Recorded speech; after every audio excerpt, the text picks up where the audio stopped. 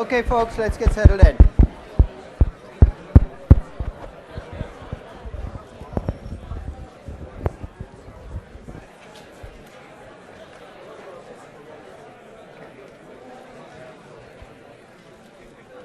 I'll ask you again, and you don't have to answer me. This is my nag of the day. I know you're all in groups, and you're all at least thinking about companies, but pick a company soon.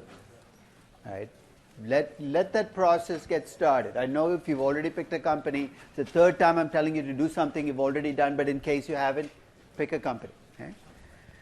And early in this class, I said, what I want you to do is take the numbers you get out of this project and tell me a story about your company. And you say, well, this is corporate finance. It's not storytelling. You're right. It's not storytelling. But the numbers have to feed into a narrative. So if you get a chance, and if you go on my blog, I actually posted something on Petrobras yesterday. You might not be interested in Petrobras. It really doesn't matter. It's really about narrative. So I'm going to very quickly take you through my narrative for Petrobras. A little bit of background. In 2011, Petrobras was the 5th largest market cap company in the world. It had a market cap of $250 billion. Okay, file that away. Last week, its market cap was $40 billion. So you wiped out $210 billion in market cap in 4 years. You're saying other companies have done it. You're right, Cisco, it happened in 2000. But you know what you could blame for that, right? The dot-com boom bust. You're saying oil prices went down. Well, you know what? Petrobras was already down to 80 billion by last September. So you can't blame the oil price. Unassisted triple play here. Basically, the government managed to destroy 160 billion. You say, why you bring the government? This is a company. It is really not a company in the traditional description. It's a company which, you talk about corporate governance and why it matters. It's a company where the Brazilian government owns 52% of the voting shares. Actually, 50.2%. Shows you how much they care about, how much they keep track of it. 50.2% of the voting shares. Another 11% is held by government-controlled entities like the Brazilian Development Bank. So effectively, the government runs a company. It appoints the directors. By Brazilian law, minority shareholders, which is everybody but the government here, get to name people to the board, but those people are completely ignored. If you don't believe me, read the stories about what happens when they talk. Okay? So my post was about how do you lose. This takes a special management team. Okay? To destroy $200 billion in value, you must be doing something incredibly perverse. So I started digging through the numbers, and of course you do the normal corporate finance stuff. You look at the past, you look at the return on capital. But I try to put it all together. This is my narrative for how Petrobras got to where it is now. Okay? So here's what it does. It invests money like a drunken sailor. Basically, it invests about 35% of its revenues go into capex and exploration. You're saying, this is good, we should be exploring. That's about 2 times larger than any other large oil company in the world. So they invest a lot. And of course, we're also learning that they're investing in things like political parties, politicians. We call it corruption, but think of it as an investment with no return to stockholders. I mean, that's the way I think about it. It's a really bad investment. So that starts again. So you reinvest like you're crazy. Second step along the way, you grow revenues. You want to become the largest oil company. In fact, in the third quarter of 2013, while their market price was collapsing, they became the largest oil producer in the world. They produced more oil than ExxonMobil did. We're on the way to mission accomplished here.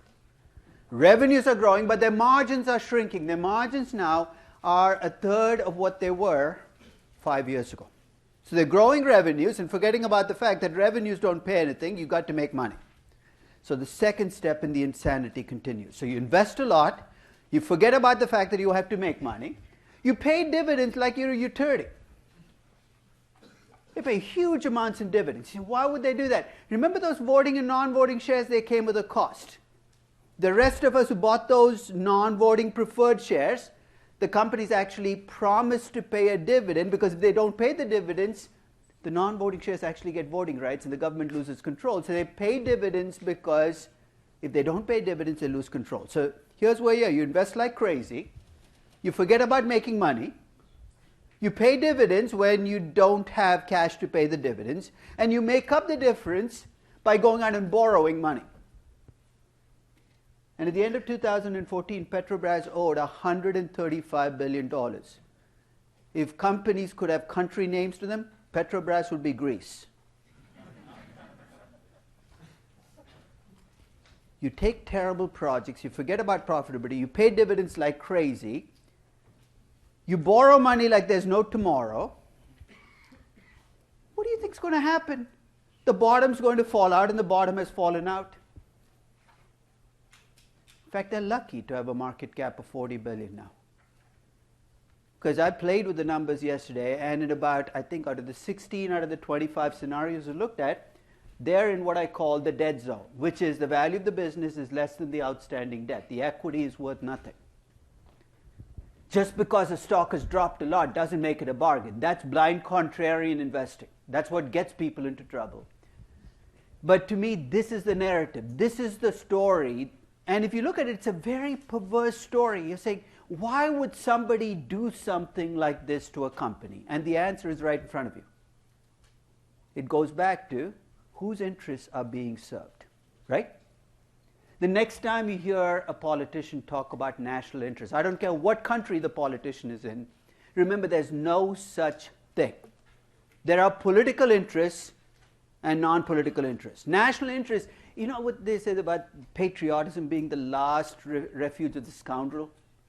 National interests are the last refuge for governments that want to meddle and want to give it a good name. It's in the national interest. In fact, when I hear a company being called a national interest company as an investor, that's red lights going off all over saying, run for the hills, because none of the national interest is going to come to you as an investor in the company.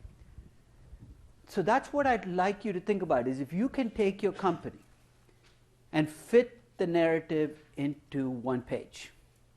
And it's really not that difficult, because you condense it down, that's where the numbers are. And hopefully your company's story will be a better one than this one. So if you're telling the story for Apple, start thinking. You don't even have to be looking at Apple. You can think about the narrative that made Apple's market cap exceed $700 billion yesterday. What are the steps in the story? It's investment, financing, dividend. What did they do right? What did they not do that well? And what's the end game? Everything is connected. I mean, I hate this word, but I'll use it anyway. This is a holistic exercise. So don't do yoga while you're writing the report, but everything is connected to everything else. So when you talk about investments, there's a financing piece. So when they overinvest, you already are seeing the pieces come into play later on, right? You have to come up with the money somewhere. And because you don't want to issue shares, because that'll dilute control, you have to go out and borrow money. And to show you how hubris plays into this whole narrative, in 2010, Petrobras offered $79 billion, $72.3 billion in a new public offering, raising equity. You're saying, why is that hubris? Basically, it told you what their ambitions look like. They wanted to become the largest company. You could see it almost written there, where you could get somebody in Brasilia get up and say, we now have the largest company in the world in Brazil. This became, we're paying for people's ego trips. And when that happens, market cap is sooner or later going to kind of get damaged. In fact, when I wrote the post, I got probably 50 emails from Brazil almost instantaneously. And every one of them said, how come you're not talking about corruption? I said, everybody's talking about corruption. They're missing the point. Corruption is the symptom. It's not the problem. It's a structure of the company that you've created. People are not naturally born corrupt. You take anybody and you put them in a system that encourages that to happen, it is going to happen. And I think that's what we need to do, is stop. There's all these stories, some are sensational about, and there's one story that 3% of all investments they were making were slush money paid to the political parties.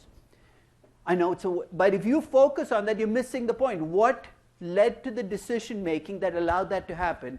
And it all traces back to that question, where does the power in this company lie?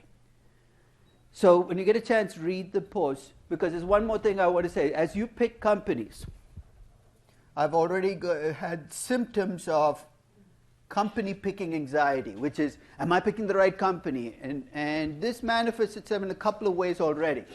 Some of you are looking for the stuff I'm asking you to go search for, like, for instance, I gave you that link to the 14 Def, where you could get information about your company's directors. And I'm already getting some frantic emails from people who have picked a company, usually in an emerging market, where they say, look, I'm looking for information on directors in my company and I can't find any information.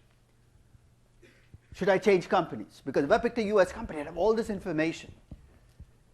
And I send them back this very cryptic email. So if you get this email, here's how you decode it. I say, read Sherlock Holmes, The Hound of the Baskervilles. I don't know whether you remember. You know how Sherlock Holmes stories. Sherlock is, of course, a smart guy. Dr. Watson has to ask him these stupid questions and really look stupid when they act. So this is, of course, one of those murders, and Sherlock is called in to solve the murder. And the key clue in the entire story is that the dog did not bark. You know why that was a clue, right? The fact that the dog did not bark means the dog hung out to the murderer. Maybe they went to the same bar all the time. They're close friends, obviously, so it had to be somebody in the house. So this was, so you have 250 pages before you lead up to this. The dog did not bark. I say, what's this got to do with my not being able to find data on my company? What's the question you're asking? How much power do I, as an investor, have in this company to track what's going on, right?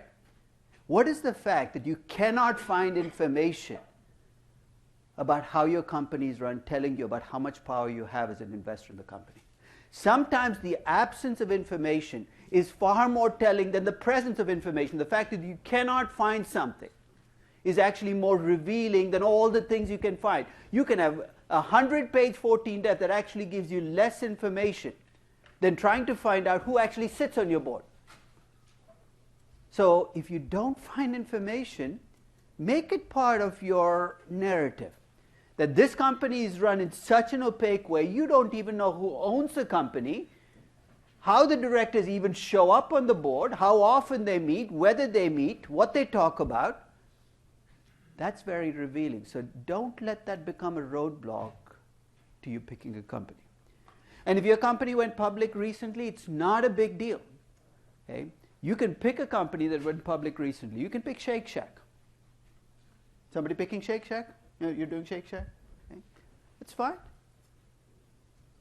Because it meets my other criteria, which is it makes money. Those overpriced burgers and shakes pay off as profits, right? Okay.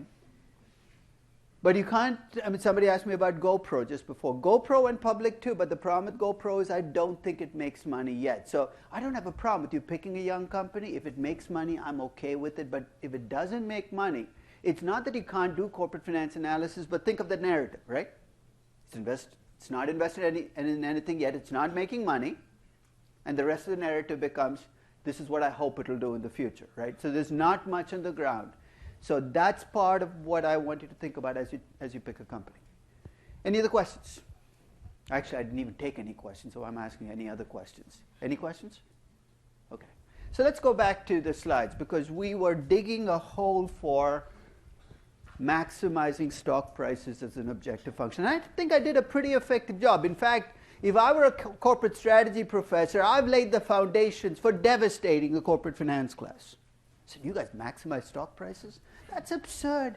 Think of all the things that can go wrong. And we know what they are, right? If stockholders have little power over managers, managers are going to put their interests over stockholder interests.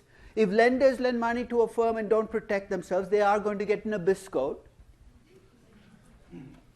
Managers don't always reveal information to financial markets honestly or on time, and markets have the Elvis Presley problem. Lots of people walking around thinking Elvis Presley is still alive. And finally, there are huge social costs and social benefits, all this rippling through the system.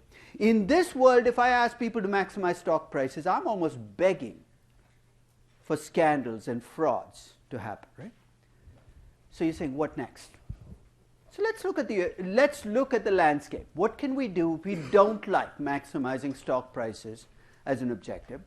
And I'll try to be as open and unbiased as I can about the alternatives, though I will tell you at the end what I would like you to pick.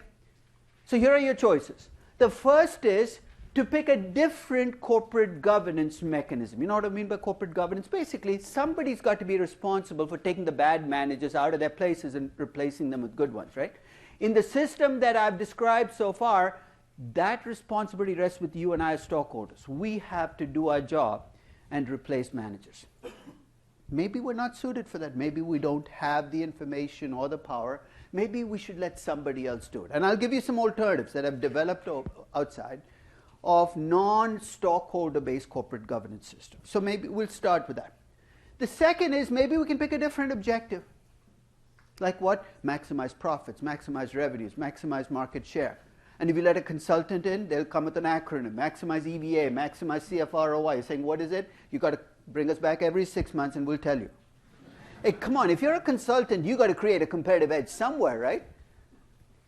Or if you listen to some of these, we can talk about maximizing stakeholder. Let's keep everybody happy. Pick a different objective.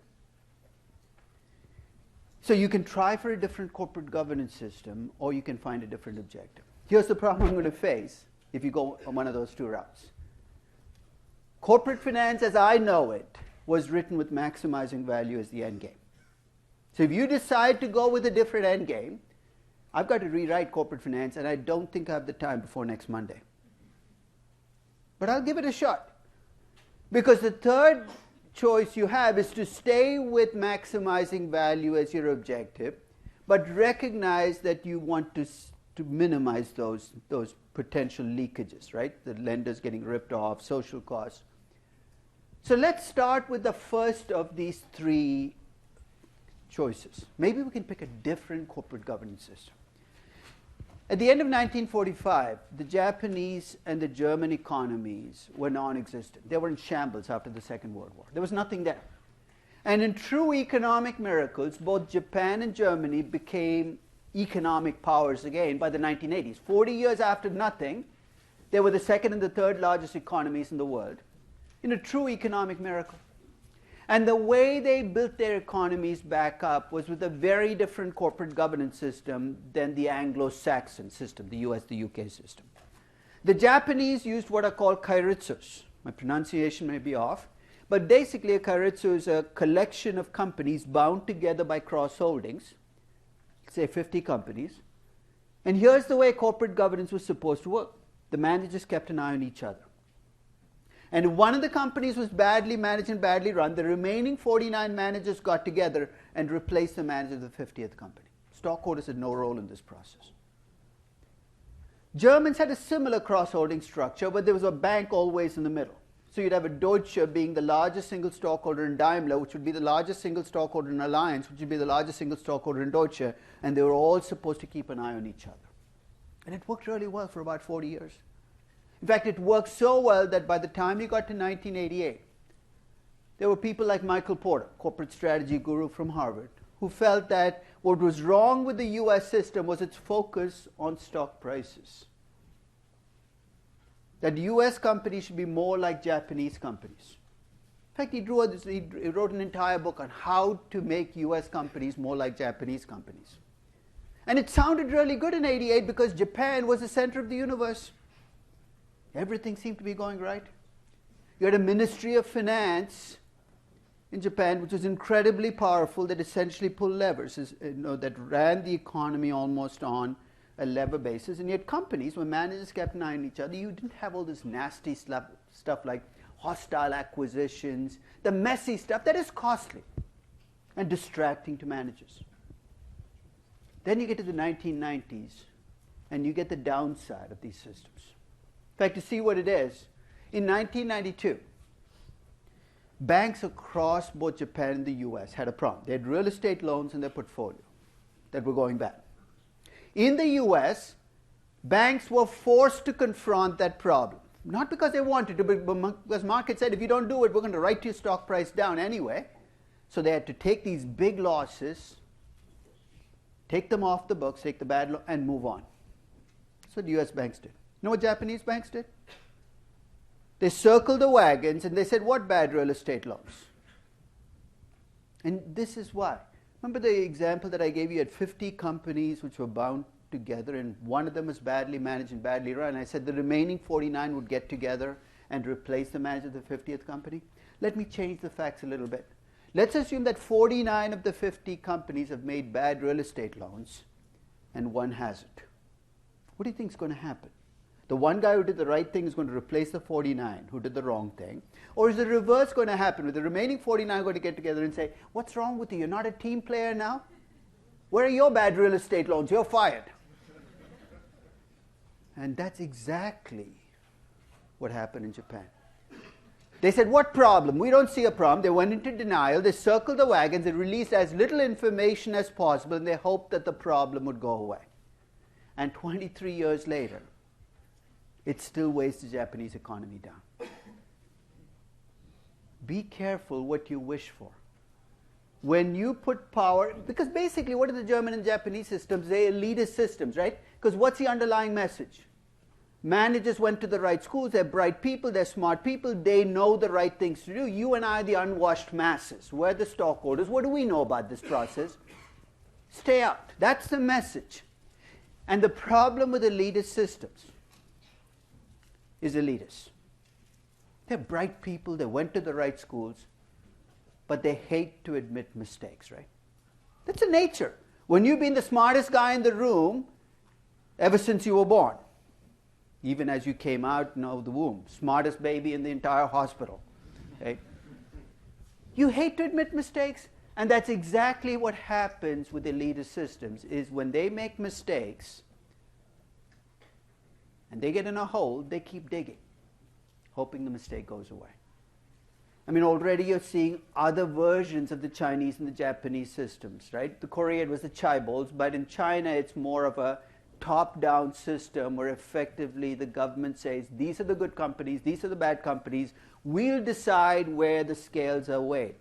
And again, right now it looks really good. Look at the Chinese economy. You're saying, look at how well it's going. Why can't we be more like the Chinese? Jack Ma doesn't have to ask a stockholder. He just put 17 of 19 members on the board. Wouldn't it be nice? And if you're a US CEO, it sounds awfully good, right? You already are picking the CEO, but what if you had none of these annual meetings and the board of directors meetings were never publicized? But that's essentially what all elitist systems share in common. They're very good at dealing with individual companies that are doing a bad job. They're very bad at dealing with systematic problems that lots of companies have. So you've got to pray and hope that if you're in the Chinese market, that you don't have some systematic problem that's percolating its way through hundreds of companies. And one potential could be that in China you've got real estate backed by huge amounts of debt across the board that nobody wants to face up to right now, and there's no incentive for it to be brought to the surface. It's not a market-based system in any sense of the word.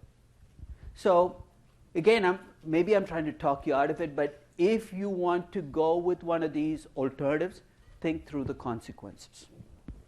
Let's look at a different objective.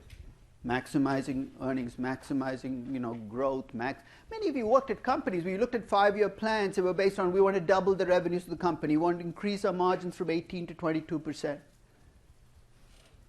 Or some special acronym that somehow captures how the company's doing. I'll tell you up front, I don't have a problem with you maximizing earnings, or maximizing revenues, or maximizing growth, or maximizing market share, as long as you remember that these are intermediate objectives. Do you see what I mean by intermediate objectives?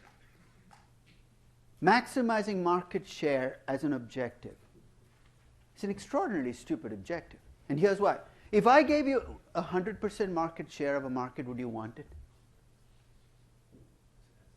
Depends on whether I force you to sell below cost, right? Hey, what if I told you you can sell below cost? You can have 100% of the market. You said, no, thank you. Doesn't work for me. Maximizing market share for the sake of maximizing market share is stupid. So why do you want to increase your market share?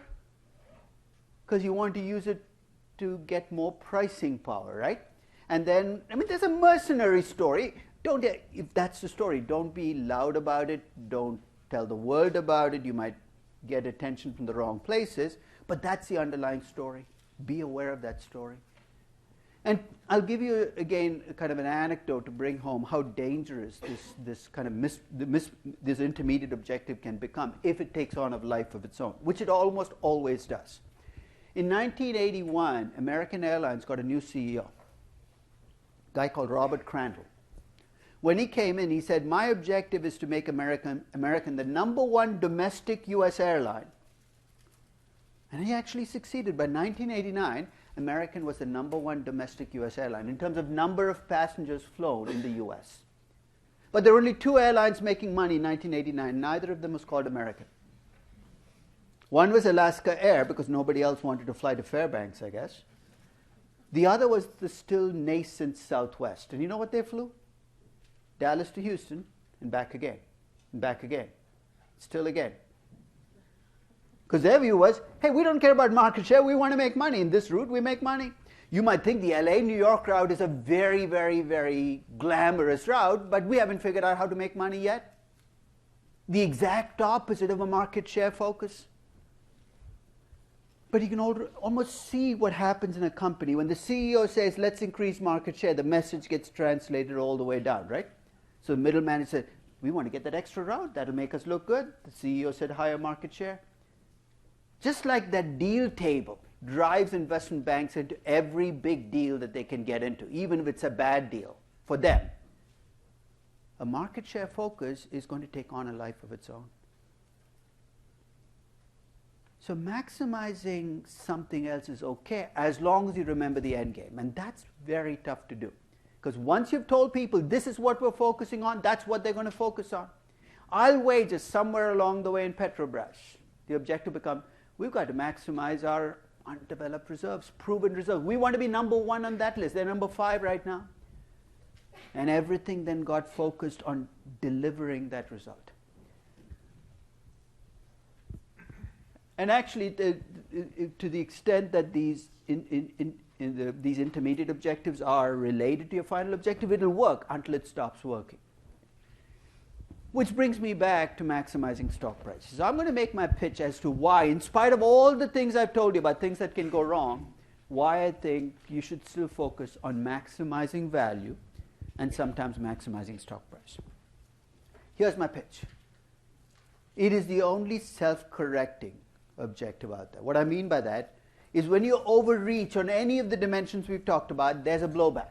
So let's take an example. What do we say happens when to stockholders? Managers have all the power, so they take advantage of stockholders, right? In fact, if they push stockholders far enough, there's a point at which stockholders find a way to push back. I call it the piss-off factor. You pissed off stockholders so much, they finally say, okay, I mean, remember that the movie Network, where he says, what does he yell out of the window? No, you don't even know what I'm talking about, do you? Eh? I'm sorry? I just can't take it anymore. That's what you can see stockholders opening their door, the windows out now and say, I can't take it anymore. Yeah? Maybe that's the point you push them. And you're going to see manifestations of what happens to companies when you push stockholders too far. You rip off lenders. People learn, right? They learn how you rip them off. They try to adapt and adjust to the fact that they got ripped off before. So we're going to see what happened post-Nabisco to corporate bonds collectively, how the rules changed on the game. You lie to markets, eventually the truth comes out, right? It's not a question of whether, it's a question of when. And when it does come out, bad things happen to your stock. But not only do bad things happen to your stock, it becomes very difficult for you to recover because you've lost all credibility. And if you create a lot of social costs, eventually there's a blowback, right? You get to the point where you're tarred as a bad corporate citizen. And once that happens, you can be singled out and punished, and nobody comes to your defense. Look at the tobacco companies, right? Nobody comes to their defense when they say, we're going to raise taxes on just tobacco companies. Everybody says, that's good, keep doing it. In fact, it extends to smokers as well. For those of you who are smokers, you are the targets now, and nobody comes to your defense. That's why a pack of cigarettes can be $1,500, $500. And everybody says, that's their problem. There is a social cost blowback again. So what I'd like to talk a little bit about is what the manifestations of this blowback are. So let's take the first one. You're a company. You're the manager of the company. You've taken advantage of stockholders. You paid green mail, golden parachutes. You've done everything that you should do to protect yourself. At some point in time, your stockholders say, you know what, I can't take this. And they individually might not be able to do much. But here's what you see bubbling up in these companies. The first is you do get some institutional investors who I'm going to classify as activists. It's a widely misused word, but to me an activist investor is an investor who takes a position in a company, not just because he wants to make money or she wants to make money, but because they want to change the way a company is run. They're willing to hang in there and push for change. I'll also tell you that many activist institutional investors are really nothing of the sort, which is they like the word activist, but when push comes to shove, they're out of the door. In other words, it's like a blackmailer whose heart is not in it. Say, pay me $100. And he said, I'll pay you 10 cents. So, okay. Right? It's not very good to be a blackmailer if your heart's not in it, right? That's where individual activist investors come in, because their heart's in it. So when Carl Icahn says, I'm targeting you, be very, very scared. Because when he targets you, he's like a dog with a bone. He's not going to let go. But here's the thing to remember, is you are targeted for a reason. I mean, think about it. Carl Icahn is not the deepest guy on the face of the earth. In fact, here's what he does. He looks at a company, he says, you have too much cash, give me the cash. You take every Carl Icahn target. That's pretty much the pitch, right? You have too much cash, give me the cash. He's saying, so how come this guy is worth billions? Because he targets the right companies. That's his skill set. He picks companies where that piss-off factor is being crossed. He says, that's a company where if I go to the stockholder and say, sell me your shares, they'll line up because they so hate the existing managers, they're ready to run out of the door. So if you have activist investors targeting you, guess what? You earn that. It's not something you wanted to earn, but you earned it by years of not paying attention to your stockholders. I read yesterday from a Brazilian opinion editor or a writer it was in Portuguese. Somebody sent me the translation. And he was complaining about the fact that vulture investors were targeting Petrobras. Okay? So I almost never respond to opinion, but I sent him an email saying, vultures are not bad birds. They come because there are dead bodies on the ground. Vulture investors come because there's a carcass of a company you've left on the ground. Rather than get pissed off at the vulture investors, you should be getting pissed off at the people who left the carcass on the ground. So the next time you see somebody say, these activist investors, they're so bad, they're targeting us, you have to ask yourself, why were you targeted in the first place? It's because you pissed off enough stockholders for enough time that they said, okay, enough with you. I'm mad as hell and I can't take it anymore. That's what it was. I'm mad as hell and I can't take it anymore. Okay. And finally, even those stockholders who didn't show up at annual meetings actually start to show up and they start talking. You don't want this as a CEO. Stockholders who talk are not a good thing because they kind of throw you off the agenda. But they will start challenging managers. All of this happens because you push too far. Okay? And in fact, here's the ultimate wake-up call you get as a company if you've ignored your stockholders long enough. You might become the target for a hostile acquisition.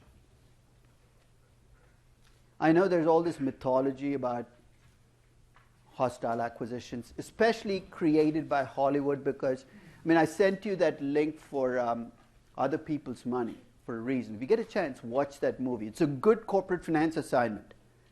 And if you get a chance, also watch Wall Street. Make it a twin billing Saturday night. Now I'll watch Wall Street first. Wall Street is your classic Hollywood view of the movies, but Other People's Money is actually a very interesting movie for a couple of reasons. How many of you have seen Other People's Money? Anybody here seen Other People's Money? Okay. Do you remember who the actors were? First, do you remember the story in Other People's Money?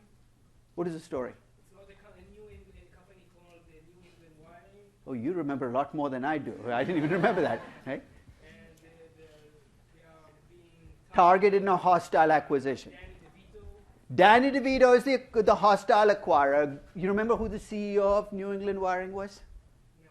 Gregory Peck. Already you see the stereotyping, right?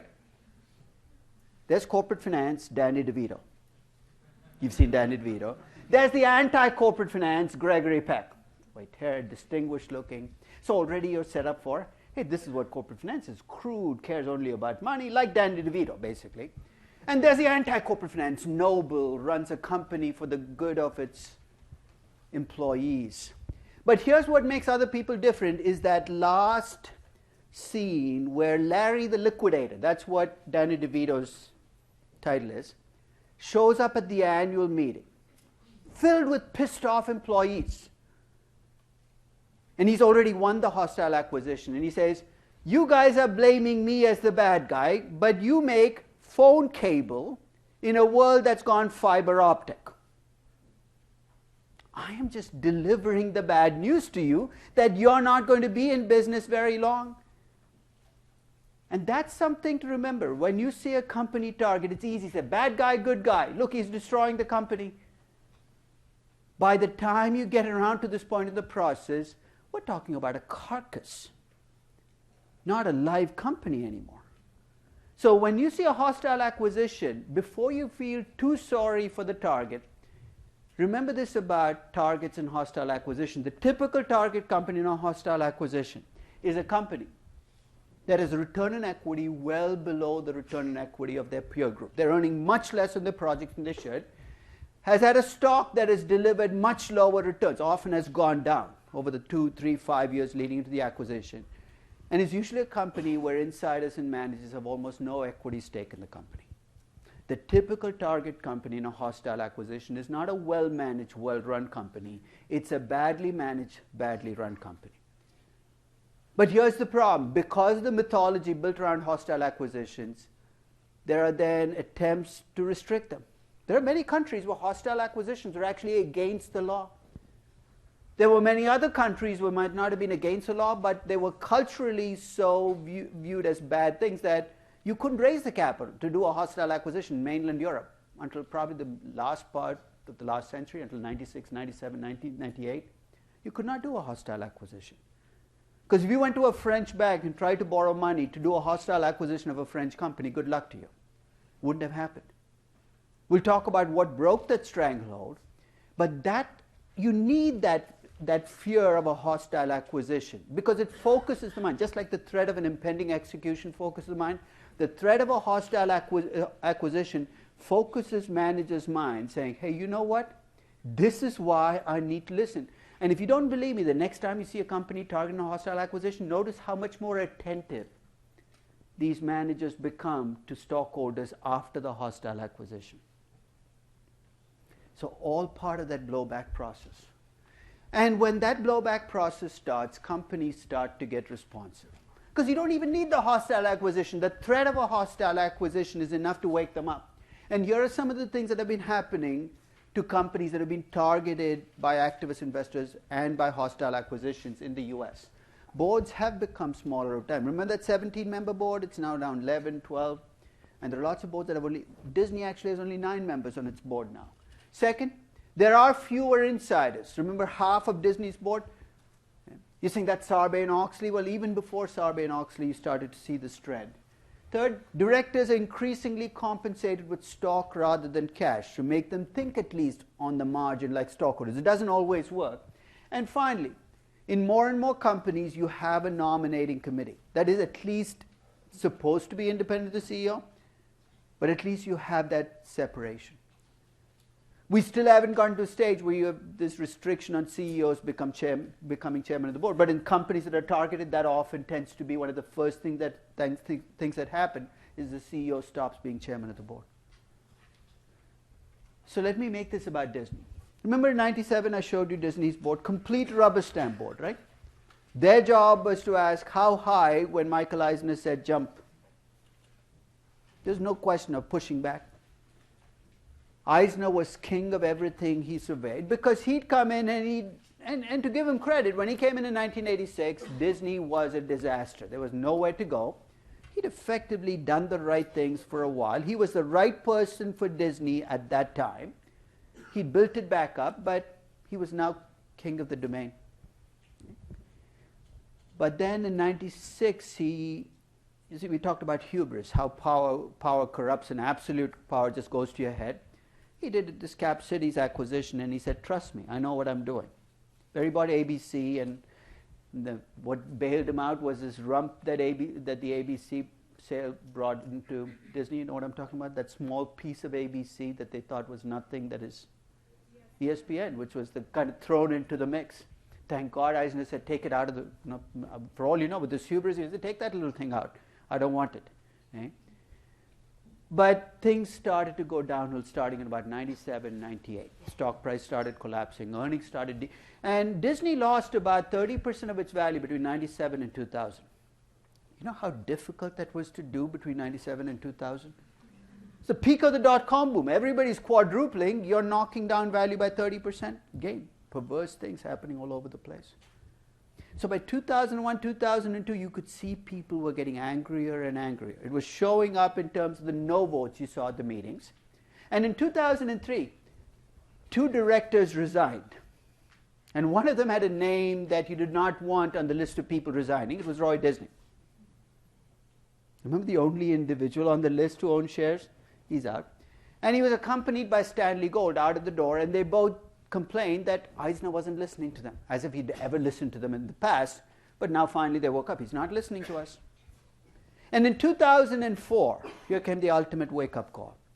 In one of the most insulting hostile acquisition bids ever, Comcast made a bid for Disney where they offered less than the current stock price.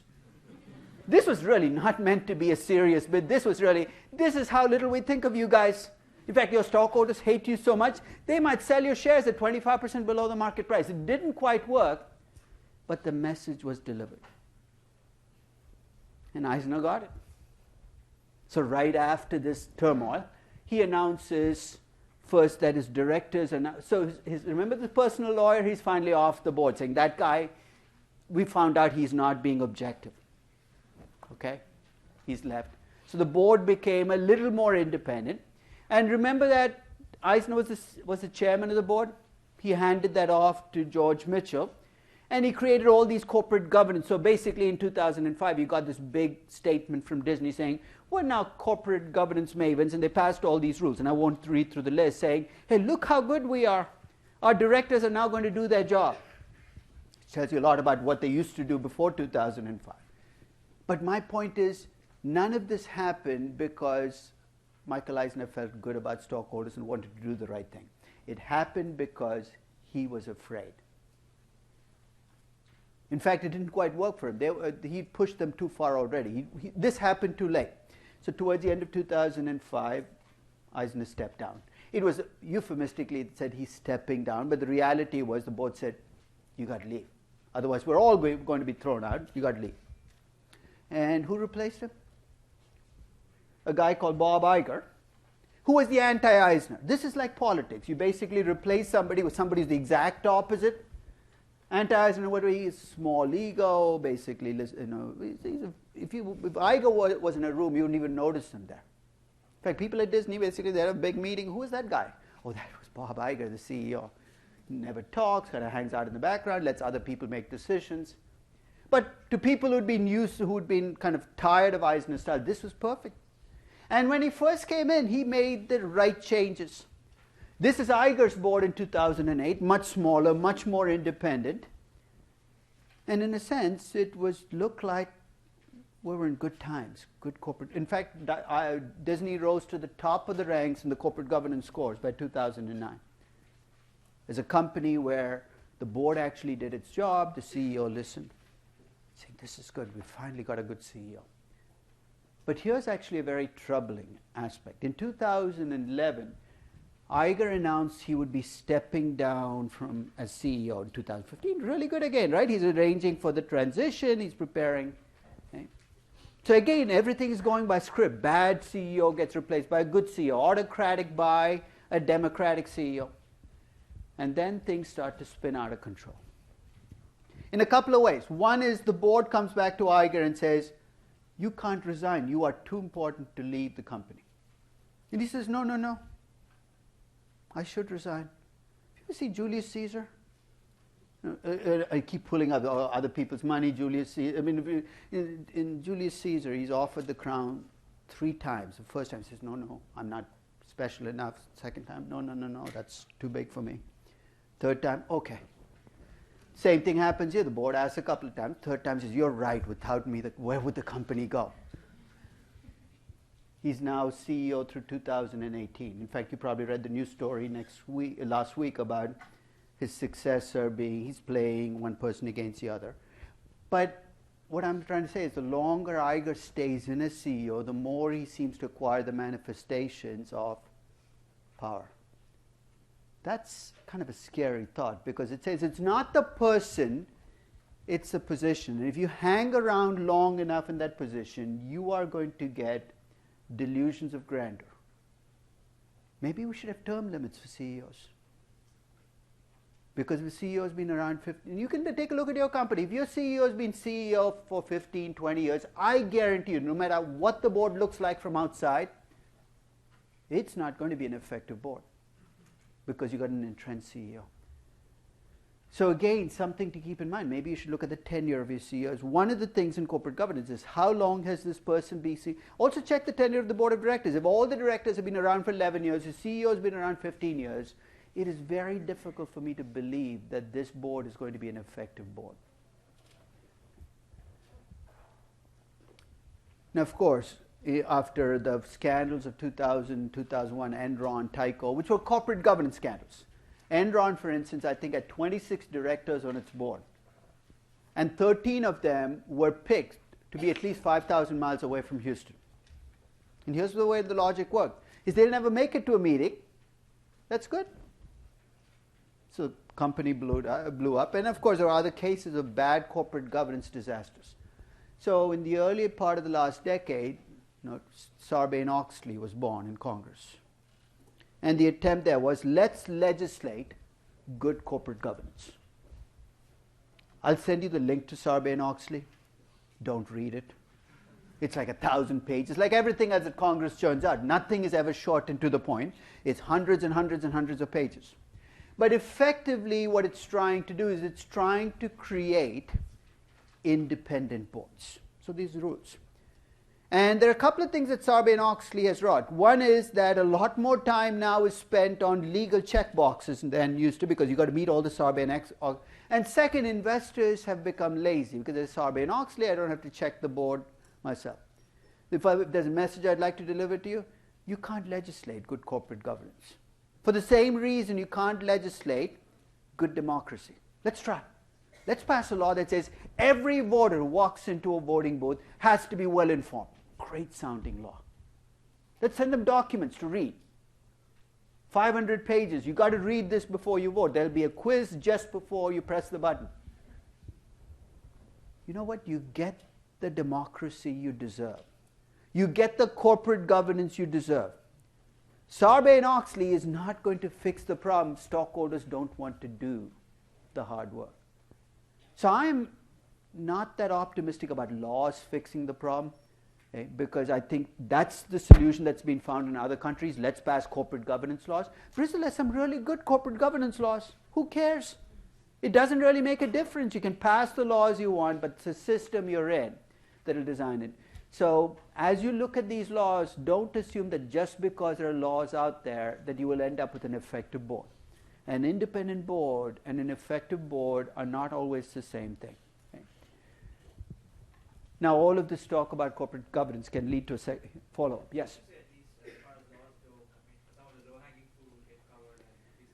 Yeah, maybe you can pass a law saying no CEO can be chairman of the board, right? Okay. We could pass those laws, and that again can give us this feeling of doing. I mean, Europe is filled with corporate governance laws. In fact, you can't be CEO and chairman in Europe. But you know what? Corporate governance in Europe is far worse than corporate governance in the US. So the fact that you have really strict laws on boards and how they're constructed doesn't create effective. So I think we sometimes, maybe it's good to make stockholders vote against a CEO being chairman, because it forces them to be involved. Just like in JP Morgan, all those stockholders were sleeping for a while, finally wake up to the fact that Jamie Dimon is essentially dictator of JP Morgan and show up to vote. That's a good thing. Okay? So maybe it's good to force people out of there, because if we take all the low-hanging fruit out, maybe the incentive to go after the high-hanging fruit is also gone. So it's a mixed blessing when somebody else steps in and tries to fix the problem for you. Now, all of this is leading to the point that corporate governance. But corporate governance by itself, is it good or bad? I mean, ultimately, the objective is to maximize the value of the business. We have one final link to make. Does having better corporate governance increase the value of your company, right? Because that's really the end game. If it doesn't, then why are we even talking about this? So there have been actually studies over the last 20 years looking at this question. One study, and this is one of the most quoted, actually measured the corporate governance at companies using a corporate governance score, which is kind of a mixed blessing because those scores are kind of noisy scores. And then they correlated those scores with the prices that you see for companies. In other words, the question they were asking is, if your corporate governance is stronger, do you trade at a higher price-earnings ratio or a higher multiple of earnings? And they found that every 1 point increase in the corporate governance index, the stronger your corporate governance becomes, increases your market value by about 9%. So if a CEO says, why should I care about this? Well, better corporate governance, there seems to be a much bigger payoff. And in fact, if you compare across countries on PE ratios across countries, in addition to country risk, corporate governance scores seem to make a difference into why some countries trade at low multiples of earnings and others don't. You know the average PE ratio in Russia is right now? It's 3.5. That sounds incredibly cheap, right? But at 3.5 times earnings, I guarantee you, most Russian companies are not good investments because the corporate governance stinks. It stinks in the sense you have no idea what you own. You think you own a share of Rosneft? Wake up. Maybe you don't. How do you know? You say, your document? Who are you going to take it to? What are you going to use to judge? So, in a sense, the weaker corporate governance gets, the less I'm willing to pay for the shares because I'm not sure what I'm getting. But here's, I think, one reason why I think we should look at corporate governance. If you look at companies that get into real scandals, Petrobras right now, but you go back, Enron, Tyco, the one theme that they all share in common is they had a board of directors that went to sleep on the job. I'll give you my argument for corporate governance. Corporate governance gives you and I, as shareholders, the right to effect change. Doesn't mean the change is always going to be good. It just gives us the right. Just like in a democracy, what do you get as a voter? You get the right to change the government. Will you always do the sensible thing and change it only when? No, it's a right. So sometimes we're going to misuse it, but we get that right. And if corporate governance works, you increase the likelihood of change at badly managed companies a little bit. That's all we're trying for. This is not a perfect process. It will never be a perfect process. We are going to make mistakes, but at least we get a chance to revisit those mistakes. I know for some companies, and I sent you that link to the. I'll send you a link to the people who are, who are imperial CEOs who feel that this process gets in the way, and investors who go along. Whether it's Mark Zuckerberg at Facebook or Benioff at Salesforce, where they say, you know what, these companies are well run. Why should we make an issue of corporate governance in these companies? I offer them a choice. I say, would you rather have a benevolent dictator or a messy democracy? Of course, I'd take a benevolent dictator every single time. All of us would, right? Benevolent dictator thinks about us. Think of this as the Lee Kuan Yew version of the world, right? Lee Kuan Yew, of course, built up Singapore. And he did it without corruption. So he's saying, if Lee Kuan Yew were I'm okay with that. But then ask yourself a question. Can benevolent dictators become malevolent dictators? In other words, you might like this guy now, but what if 6 years from now you don't like him? You've lost the power to institute change. You might not regret it right now, but 5 or 6 years from now, you're going to come back and say, I wish I could change this guy. So when Facebook went public, and Mark Zuckerberg, because he owns the voting shares, controls the company, institutional investors said, what's the big deal about corporate governance? Mark Zuckerberg is a great manager. Look, he's built up this company. Okay. I said, that's fine. You want to take that bet, you buy Facebook, but walk in with open eyes. Don't come to me 2 years from now and say, Mark Zuckerberg is not listening to you. Buying Facebook stock and complaining that Mark Zuckerberg is not listening to you is like marrying Kim Kardashian and complaining about the media attention that comes with that. Okay? And that's exactly, you walk in with open eyes. These are companies where the CEO says, I want your money, get out now. Go to the outhouse. You're paying 5-star hotel prices, but no, you live in the outhouse. If you're okay with that, make sure you pay outhouse prices for these companies. Accept the fact that you have no role in how the companies run. And move on. Now let's look at the lender's dilemma. Remember, we talked about the Nabisco says lenders lend money, they don't protect themselves, they're going to get ripped off. Post-Nabisco, here's what you started to see in bonds. You started to see more corporate bonds become puttable. What puttable is, you put the bonds back if there's a leverage part, if there's a change in control. More corporate bonds became convertible, again, so that you could become one of them if they started to rip you off too much. More corporate bonds had special features, special clauses added to them to protect bondholders from being Nabisco. Too late to protect the Nabisco bondholders, but the bond market learned. That's the blowback. Is you make mistakes, markets learn, they try to fix those mistakes. If you lie to financial markets, as I said, the truth comes out, horrible things happen to your stock. Right? The day the stock collapses by 85%. But that by itself you could live with, because here's the follow-up. Is your stock will not only drop, it will stay down. You know why? Because from this point on, you've lost all credibility. So when you go to the market and say, well, this is what we're planning to do, they say, oh, remember the last time you said that. Remember at the start of the class, I showed you a financial balance sheet? Assets in place and growth assets. And I said some companies get the bulk of their value from assets in place, investments they've already made. and some companies get the bulk of their value from growth assets. I have never understood, I can understand why a mature company might commit accounting fraud. I'm not condoning it, but I can understand it. You're playing a game.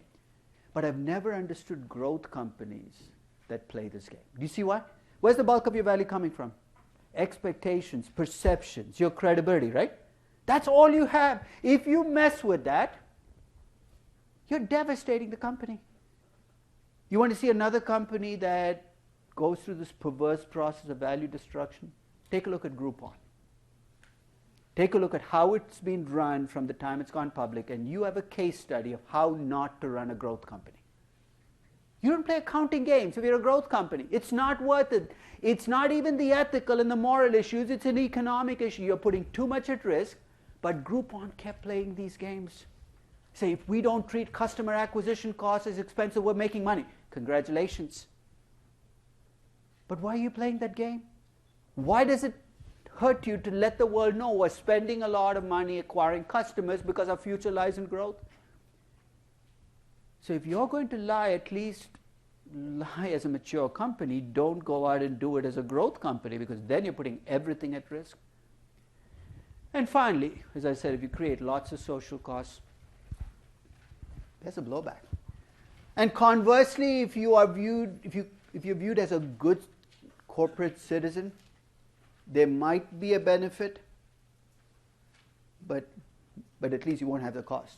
I'll send you lists, because one of the problems with social, when you start ranking companies on morality or ethics, it depends on who's doing the ranking. So I'm going to send you 4 different rankings today of the best, the most honorable companies. I'm going to send you a ranking from I think one of the AFL-CIO, one of the labor unions, which rank companies, and of course they rank the companies based on how well they dealt, whether there was a union, etc. I'm going to send you a second group from an environmental group, which lists companies based. So essentially my point is, it's all in the eye of the beholder, but maybe there's a payoff to being in that. And there are actually investment strategies built around that, right?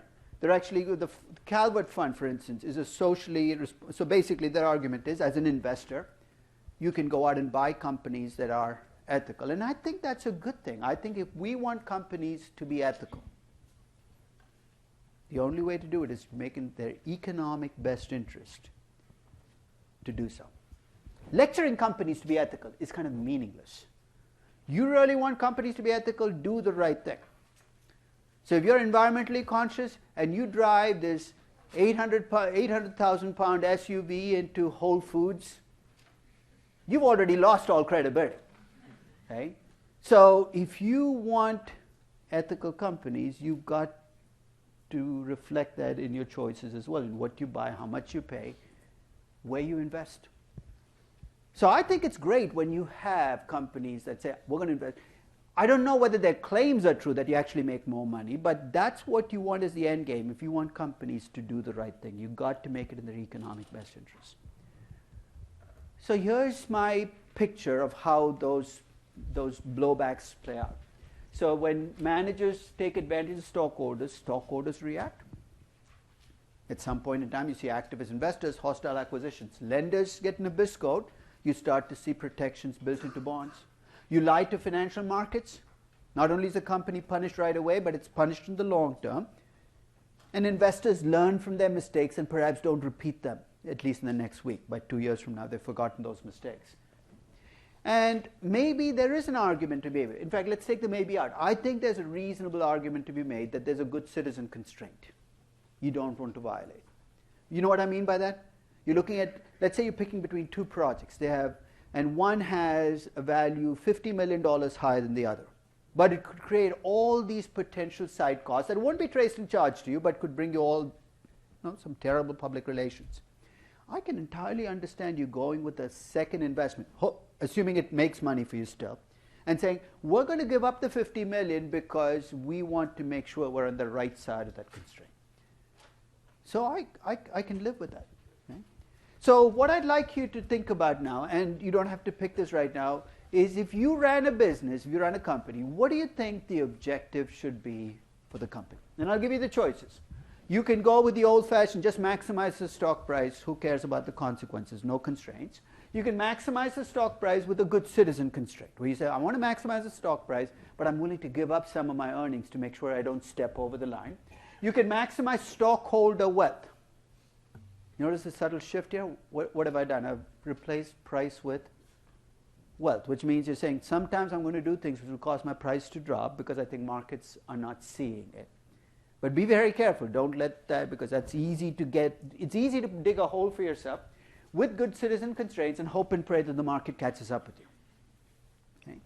The fourth is to maximize profits, in which case you're turning power entirely to the accountants, which actually reminds me, I was asked to tell you that there's going to be an accounting roundtable on March 2nd from 5 p.m. to 7 p.m. I think there's free food and drinks. That's the only way they get people into an accounting roundtable. Okay. On how to deal, on this fascinating topic of how to deal with leases in accounting. Only reason I'm telling you is they made the mistake of inviting me to be on the panel. So I'm going to say some terrible things about accountants and hope that I get out of the room alive. So come for the fireworks. It will be fun. So I'm going to tell them exactly what I think about how long it takes them to drag their feet to do the obvious. And they think I'm going to talk just about leases. I have a list of 9 other things I want them to do. Or maybe not want them to do. So I will send out that information, and if you want to come, you're welcome to. Maximize market share, maximize revenues, maximize social good. None of the above, or maybe all of the above. And that is at the core of the problem of maximizing stakeholder wealth. You cannot serve a dozen masters. That's basically what you're doing. When I say doesn't object, it's nice, right? I want to do this and this and this and this. Okay, but if you had to do this or this, which one would you pick? And remember what I said up front. The fact that you maximize value doesn't mean you don't care about your customers. You want to listen to your customers. You want to deliver the product they want. Why? Because you want to make money off them. Be very clear about why you want to service your customers. You want employees who really want to work for you, who want to increase your value. Best way to do this is make them equity investors in the company. Give them a share of the profits. It's an indirect way of giving them equity. Do you want to take care of society? Yes. But don't carry, you're not Mother Teresa. Don't carry around the burden of fixing the world's problems, because the best service you might be able to provide to the world is actually do your business first and make a lot of money. And let me ask you a question. Would you rather that Bill Gates in '83 have gone to the Peace Corps? What do you think would have created more social good? Bill Gates in the Peace Corps, right from whenever he founded Microsoft. He goes in the Peace Corps, he spends 35 years. Lots of good he'd have done, I agree. Instead he founded that, I don't want to name the company that I think of as the Darth Vader of technology. Windows, Office, Control, Alt, Delete, all these satanic rituals that you have to go through. Makes $50 billion in the company. And what does he do with the $50 billion? He gives away $30 billion to vaccinate the world. The fact that you make money doesn't mean you don't do good. He's actually probably done more good by creating Microsoft and taking the wealth he created and taking this whatever social objective he wanted to serve and delivering it, then going out and doing it. I'm not saying you shouldn't. If any of you are planning to go in the Peace Corps, please do. I'm not trying to talk you out of it. But at the same time, if you go to the Peace Corps, don't look down on people who don't go to the Peace Corps, say, you moral pygmy, or whatever you want to call them. You know? You work at an investment bank, that's horrible. You must have no ethics at all. What satanic house do you worship in every night? Gospel of Mammon, whatever you want to throw into the mix, you know. There's no reason to look down. I mean, in a sense, if they do whatever they do well and they take a third of their money and they give it to your favorite charity, they might be doing playing their own role. Okay. So this is the end game. I know I haven't convinced you about what the objective should be, but here's the way I see the work. If you are, so this is me, you can pick your own. If you're a publicly traded company in reasonably efficient markets, so I don't want perfect efficiency, reasonably efficient markets where bondholders are protected. You know what I mean? So covenants are actually enforced by the banks. I think you should focus on maximizing stock price with some minimal social citizen constraints. For publicly traded firms in inefficient markets where bondholders are protected, you have to focus on wealth rather than price. And that will require a strong stomach because sometimes you know you'll be doing the right thing, but the price might go in the wrong direction. And you have to be able to live with that. For publicly traded firms in inefficient markets where bondholders are not protected, I think you have to focus on maximizing the value of the business. Because if I let you play that game of stealing from the bondholders, you're going to get distracted. And if you have a private business, you have no choice but to maximize value. Do you see why? There's no stock price. You can't be maximizing price. You tell me where your company is located, what type of company it is, I'll be able to tailor an objective for you. So if you're a small Slovenian public company, the way I state your objective will be very different than if you're IBM. If you're IBM, I say, hey, why are you worrying about all that stuff? Just go out and maximize stock price. But if you're a small Slovenian public company trading on the Slovenian exchange, which is not exactly the most liquid one, I don't want you focusing on the stock price on a minute-to-minute basis. You'll be doing strange things. So what I suggest for you will depend on, and I want you to start thinking about the company you pick. Incidentally, I forgot to mention, if any of you want to pick a private business to do, I'm okay with that. So if any of you have a family business, a friend's business that will fit into your theme, that's fine. You're saying, I don't have a price? You don't need one. In fact, corporate finance matters more to those guys than it does to a public company, right? So pick the company and start thinking about the objective. In fact, this is, I think, one of the biggest issues. How many of you worked in nonprofits before you came here? To me, this is one of the big issues in nonprofits, is because you don't have a focus, it's easy to get distracted, and often they do.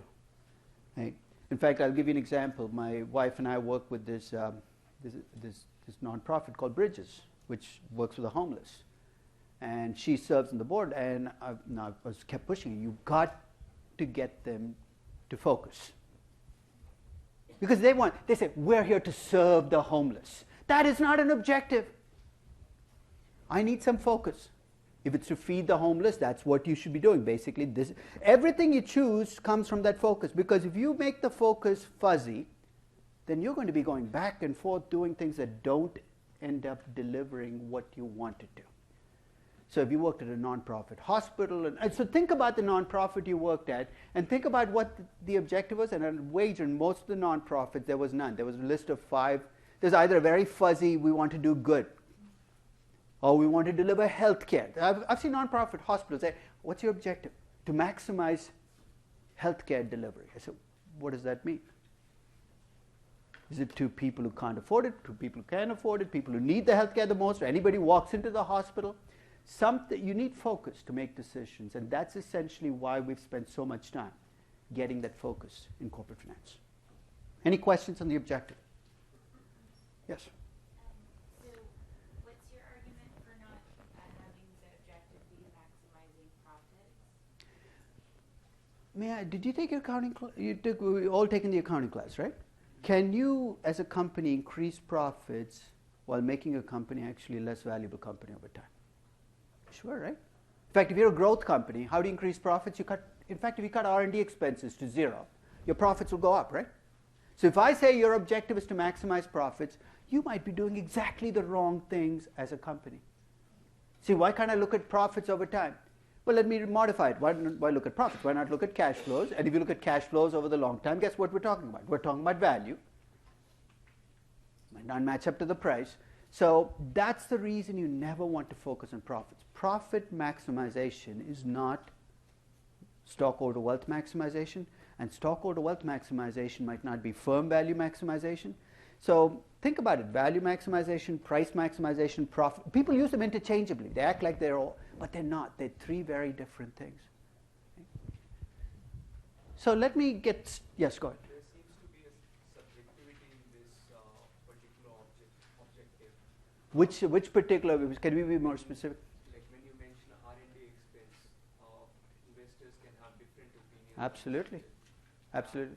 How do you That's why you get paid money to be a manager, right? In a sense, you have to make decisions looking at the information you have, where your focus is on delivering value.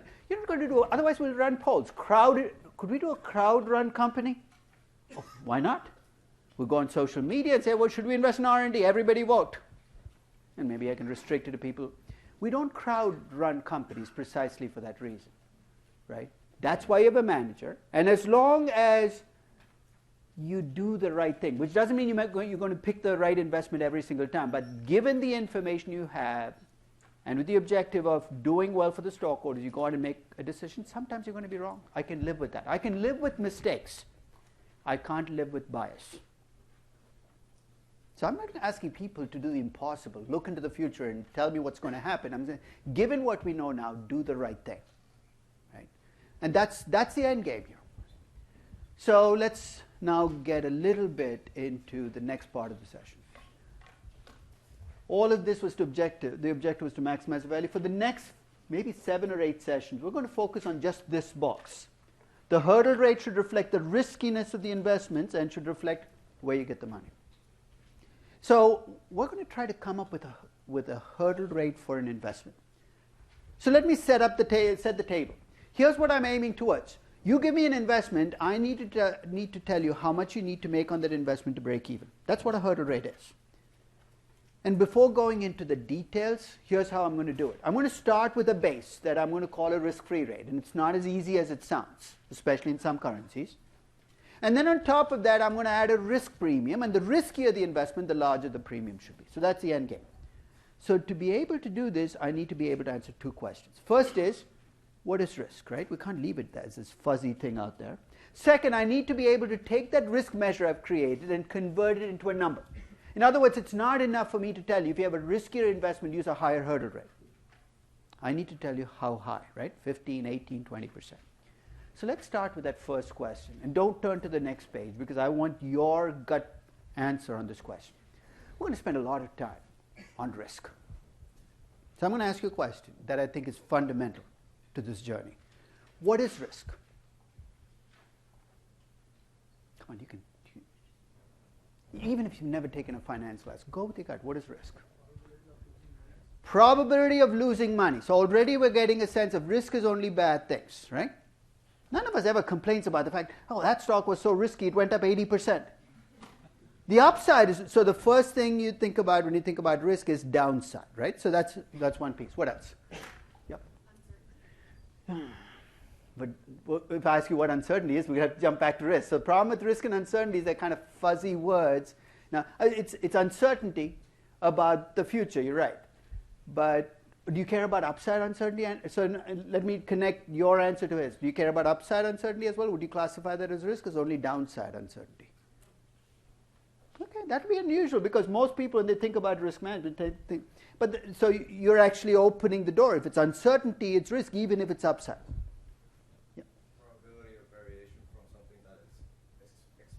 Which is you're adding some statistical aspects to what she said about uncertainty, which is we're going to put some numbers and probabilities. What if I can't come up with the probabilities? Is there no risk? In fact, about 100 years ago, economists like to do these little dances on terms. A guy called Knight, Frank Knight, I think was his first name might be off. But he actually argued that there's risk and there's uncertainty. And he said uncertainty that can be measured is risk, and uncertainty that cannot be measured is not risk. This guy never ran a business, obviously. Can you imagine saying, bad things happen, but since we couldn't measure it, it's really not risk? It's stupid. It doesn't make any sense, but you can see how people like to dance a game. If I can't put a number on it, I'm going to give you, in fact, if you've taken a finance class, the brainwashing has already begun. Because after a finance class, if I ask you what is risk, it's standard deviation, volatility, variance, because we've replaced risk with a statistical number. And that's a tragedy, because risk is not a statistical number. I'm going to give you my favorite definition of risk. It's a Chinese symbol for risk, and I have to tell you up front, I know no Chinese. This could be a gigantic hoax pulled on me for all I know. This could be something obscene. So now that I'm covered, this is supposed to be the Chinese symbol for crisis or big risk. It's a combination of 2 symbols, danger plus opportunity. It's a perfect way to think about risk. Risk is not good, risk is not bad. It's a combination of danger and opportunity. You know why I like that definition? Because here's what it tells you. If you want to live with one, you've got to live with the other. I mean, who amongst us doesn't want opportunity, right? We all want to make 70% returns. You know what that definition reminds you? You want to make 70% returns, be willing to live with a lot of danger. Oh, you don't like danger? Then don't ask me for 70% returns. Think of how many big mistakes in investing in business would be avoided if we remembered this linkage. Because here's what happens. We get greedy, and then we get stupid. In that sequence. Anybody, if they're greedy enough, will become stupid.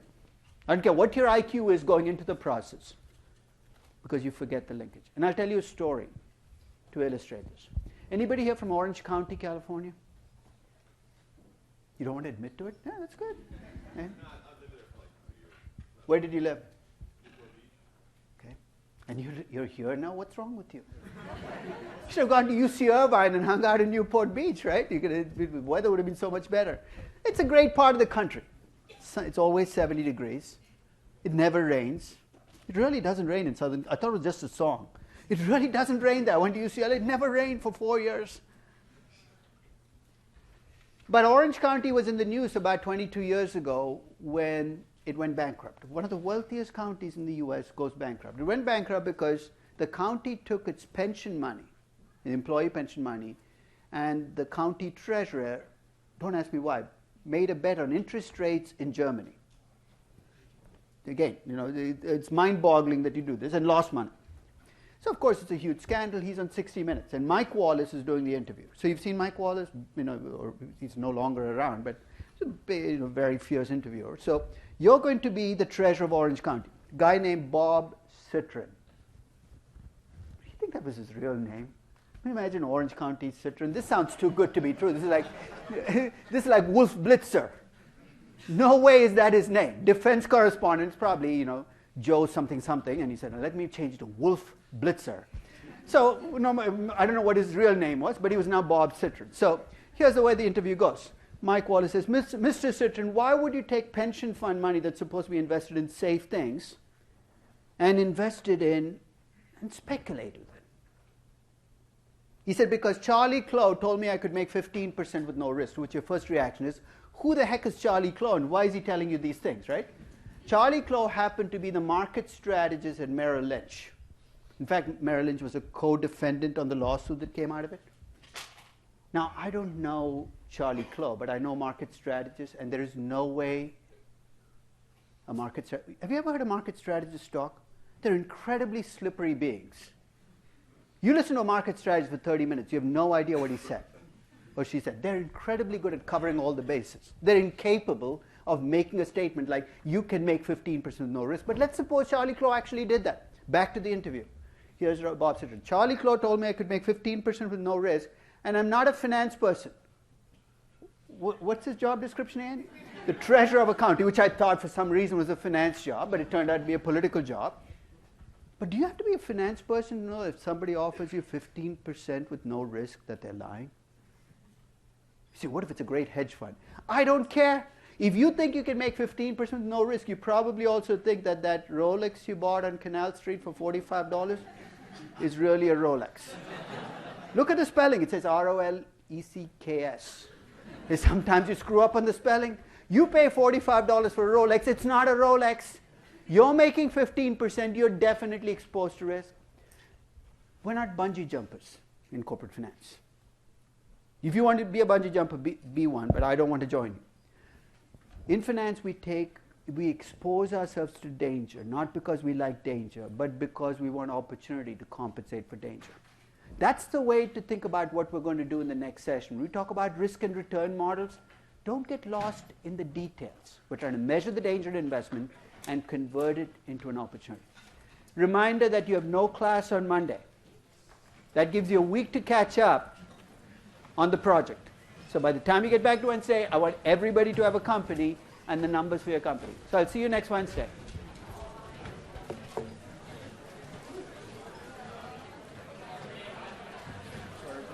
One question. Why maximizing earnings growth wouldn't be a good strategy? If value is placed in the What if future. you're getting earnings growth by investing huge amounts of money? Sorry? You can buy earnings growth, right? You can acquire companies like crazy. So you can have very expensive growth. Both can be very value destructive. Right. about activist investors for a second.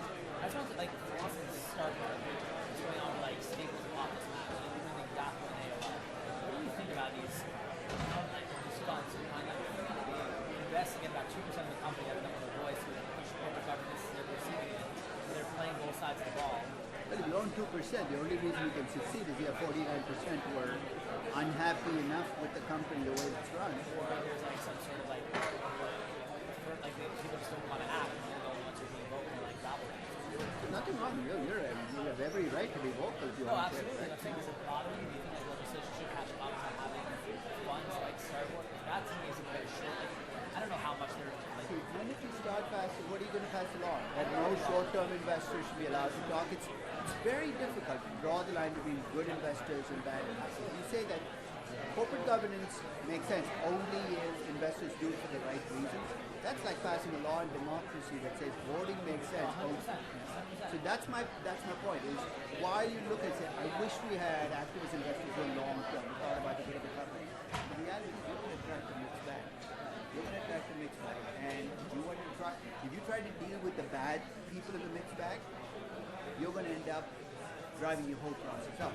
What you have to hope for is if you truly have activist investors who are blackmailers, who really have no interest in taking the company, they want to pay $20, collect $35 and move on. They don't last very long. They don't last very long in the market because here's what happens. The market learns that they're not serious, that they don't have staying power. And if you look at activist investors across long times, when you look back at 30 years, there are very few activist investors who are survivors. And my understanding is back 30 years ago they were kind of called dark readers, right? They've been called different. They've always been viewed as bad people, the kind of people you don't want to hang out The with. connotation now is not so bad. An activist investor is like Depends on who you talk to. There are two camps. Now people, because there are more of them out there, and enough stockholders have made money of activists that if you abuse Carl Icahn, that somebody says, hey, because of him, I made 20% on this company. There are more people defending them, not because they like activist investors in the abstract, but because they've made money for activist investors. So I think the one thing that changed is when they first came out, people thought, hey, they're the only ones who make money on this, we should stop them. And what they've realized is the rest of us often have to piggyback on the Carl Icahns and the Bill Ackmans of the world because we don't have the power to institute change. So they have a bigger constituency now than they did 30 years ago because people have made money of it as well, right? So I think that that's a good thing because it's so when you hear about rules targeting activist investors, you get pushback saying, if you do that, and you often get it from passive institutional investors saying, even though they know that these guys cut in front of the line in front of them, they know that without these guys, they would be helpless. Fidelity and State Street and BlackRock are never going to be the kind of activists. I hear the point. I'm a law student as well, so I understand